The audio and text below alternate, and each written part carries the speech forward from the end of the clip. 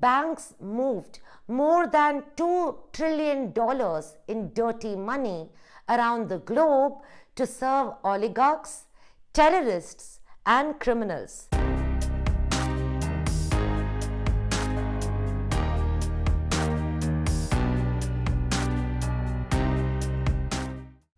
Hi everyone, welcome to the Humane Factor.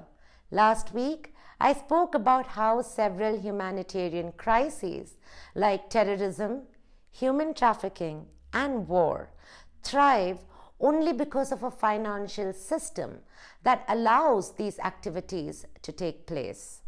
In that context, I also spoke about how banks have the responsibility to know who their customers are and what their source of income is, and terminate relationships with clients who receive income from illegal sources.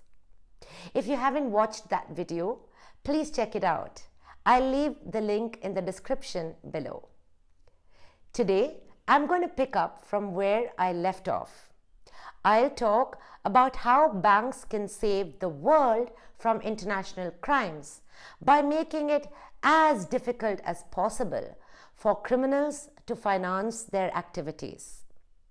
Now, in September last year, documents leaked from the US Financial Crimes Authority to BuzzFeed News and the International Consortium of Investigative Journalists, or the ICIJ, revealed that banks moved more than $2 trillion in dirty money around the globe to serve oligarchs, terrorists, and criminals, despite spotting suspicious transactions and being aware of them. 5 high-profile global banks were named in what's referred to as the FinCEN Files: JP Morgan, HSBC, Standard Chartered Bank, Deutsche Bank, and Bank of New York Mellon. Banks have been fined several times for being complicit in financial crimes, but it hasn't deterred them. So, where are they getting it wrong? Is it only the anti-money laundering or AML system that's to be blamed? Or should banks be blamed as well? I'm going to address both these points and discuss 3 things that should be done differently. Now, starting with the first point, which is developing a skilled compliance department. Now, banks have always viewed anti-money laundering and know your customer procedures as mere check boxes they have to tick. Now, they have their reasons for doing this. Banks, like every other business, optimize their resources in revenue-generating areas. Now, that's why investment bankers who raise revenue for banks are paid so much. But compliance departments aren't revenue generating. In fact, they are costs banks have to incur for the sole purpose of avoiding fines. And as is the case with all businesses, banks try to minimize their costs. What this means is banks would rather channel their resources towards revenue generating areas like investment banking than cost areas like compliance. Now, this attitude has got to change. Compliance procedures should stop being viewed as nuisance factors by banks. Banks should allocate a reasonable budget and invest in hiring and developing skilled compliance professionals who have a thorough understanding of regulatory frameworks. This means they have to do at least 2 things. 1, they have to pay their compliance personnel well so that they can attract skilled people. 2, they have to invest in providing their employees with training and additional qualifications. Now, compliance is a niche area, and there aren't many compliance-specific college degrees. Therefore, it's all the more important for banks to invest in not only training their compliance personnel, but also in supporting them with specialized compliance qualifications. Moving on to the second point, which is investing in artificial intelligence or AI and machine learning. The FinCEN files revealed that there were a gazillion data quality errors that could have simply been avoided if machines had done the job. For instance, more than half of the suspicious activity reports in the FinCEN files listed the wrong address simply because the country code was wrong. On occasions, an address in China would have Switzerland's country code, CH, assigned to it. Now, inconsistencies were found in data fields like institution names and addresses. In 33.5% of the filings, addresses and critical data fields were left blank. Banks need to step up their game and start investing in automated systems to streamline and improve operational efficiency and reduce such errors. Machine learning and AI tools are so much more effective, not only because they're unlikely to get names and addresses wrong, but also because they apply algorithms to recognize and identify suspicious criminal activity and transaction patterns based on customer behavior. Manual processes should be left to automated systems so that humans can focus on high-value work, such as evaluating high-risk activities and improving compliance frameworks.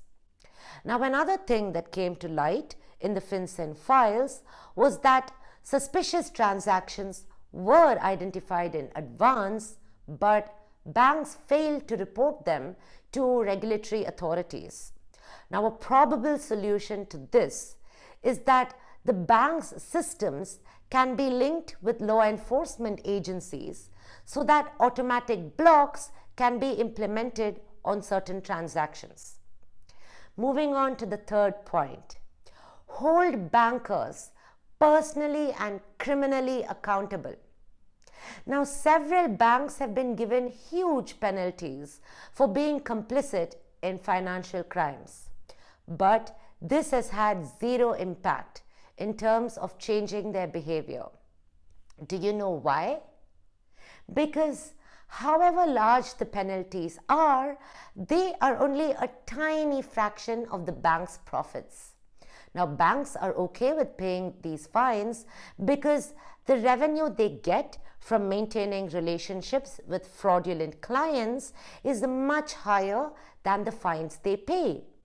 In comparison to the trillions of dollars that illegally move around, these fines are more like a simple cost of doing business. Also, the fines aren't paid by the bankers themselves. It's paid by shareholders. Now, many banks like Deutsche Bank and HSBC have been fined multiple times, and it hasn't deterred them. HSBC's most notorious scandal was in 2012 when a US Senate investigation revealed that the bank had been a conduit for drug kingpins and rogue nations. HSBC accepted responsibility and expressed remorse. Let's take a look at this conversation between BBC and the former chairman of HSBC, Stephen Green, in 2012 following the scandal. And as and when issues were drawn to our attention as we were seeking to grapple with the issues, we took action.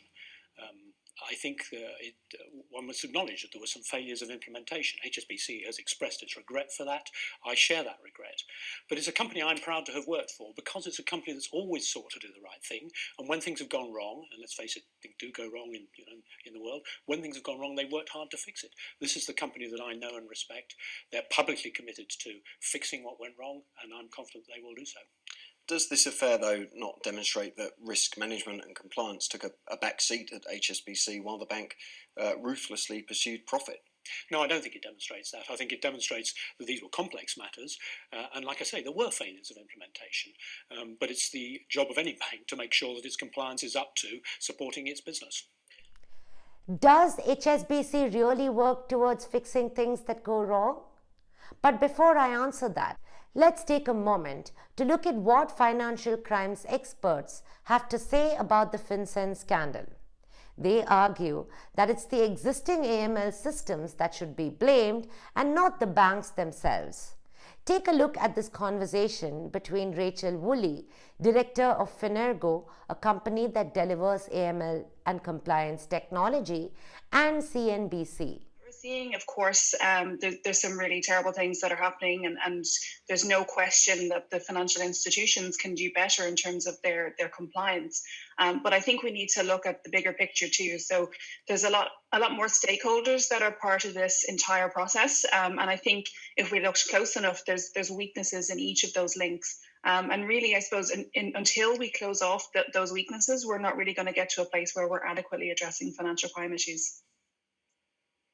What happens next with regards to government intervention? What needs to happen in the short term?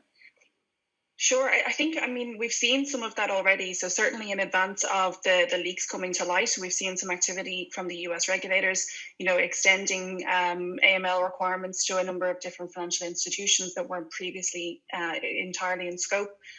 There's also some consultations that have kicked off in looking at how we can increase the effectiveness in AML regimes. We've got AML reform proposals that are already underway in the EU in particular. And just last week, likely in response to the expected output of the leaks, we saw a number of UK institutions looking to close some of the verification issues that a lot of us knew existed within, for example, companies' registry verification. So already we've seen some activity, and absolutely we're going to continue to see more, much like we did after the previous scandals and indeed the financial crash, an increase in regulatory activity, and certainly an increase in the expectations too. So no doubt there's going to be a lot of impact over the next few months and years. It's not unsurprising that she should say that, given that she's the director of a company that provides AML technology to banks. Now, AML scandals like these present opportunities for companies like FinErgo to promote their technology as a solution to fixing problems. But I don't agree with the aspect that banks aren't to be blamed and the focus should be on strengthening AML systems. That should be a focal point, yes, but there should also be equal focus on holding bankers personally and criminally responsible, especially if they allow fraudulent activity despite being aware of it. Circling back to HSBC, they are a perfect example of how bankers were aware of certain fraudulent transactions but allowed them to happen anyway. Now, despite HSBC's earlier scandal in 2012 involving drug lords, the bank was once again caught last year when it was named in the FinCEN Files for facilitating Ponzi schemes. So, HSBC hasn't lived up to Stephen Green's words in 2012. They don't seem to be fixing things that go wrong. They simply do it again. Now, the leaked files revealed that the bank allowed fraudsters to transfer millions of dollars around the world even after they were aware of the scam. So it's quite clear that some of these violations are not accidental.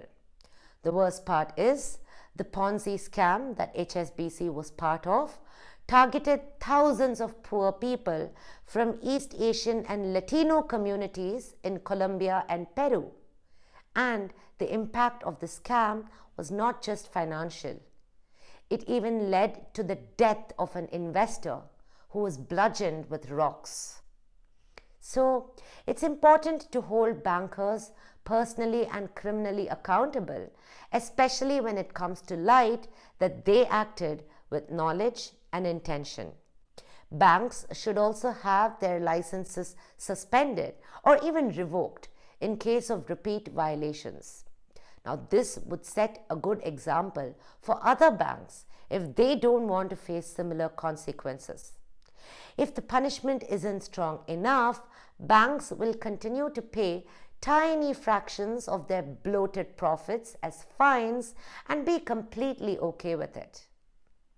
So I hope this video sheds some light on the very important, often overlooked role banks have to play in criminal activities and what can be done differently so that banks stop creating systems for criminals to operate within. I can't stress how important it is that we approach social issues and human rights with a broader perspective. Now, we live in an interconnected world, and what that means is fixing a problem in one place can positively impact other areas as well.